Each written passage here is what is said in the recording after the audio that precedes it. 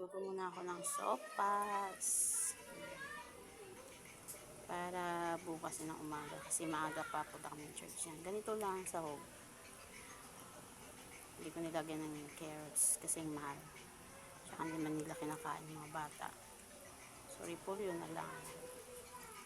Ngayon ko lang maluto ang gatas. Damihan ko yung sabaw kasi sinisip-sip kasi nito ng macaron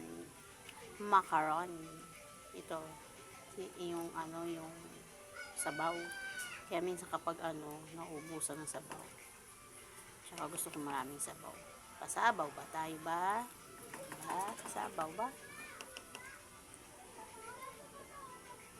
Yan, request din ni Ate Rain yan para bukas almusal namin kasi maaga kami aalis dahil may church kami every Sunday. Sarap. Tsaka ginamit ko ng hotdog, chicken. Ayoko ng red kasi kumukulay siya. Pero mas maganda talaga yung chicken. Wala siyang walang kulay. Yan. Yummy, yummy. Ang sopas ni Inday. Sarap. Tsaka ito na rin ang dinner ko.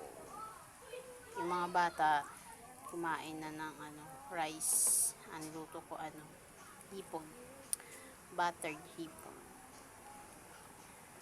Siyempre, si Ate na nakakaubos dahil favorite niya ang hipon. Ayan. Lapit na maluto.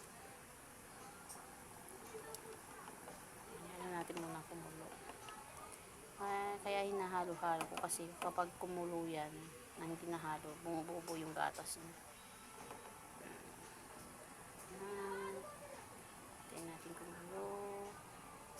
May konting sahog yung chicken. Pinakuluan ko. Tapos yung sabaw ng chicken yun, nilagay ko dito pang sabaw niya. Diba? Yummy. Sopas. Sopas tayo. Hindi man importante maraming sahog. Importante yung lasa dyan. Yung quality ng lasa. Yummy. Yummy, yummy. Yan. Ito na natin kumulo kasi hindi pa kumukulo. Para maluto yung kanyang gatas. Yan. Ngayon lang ulit nakapagluto ng sopas.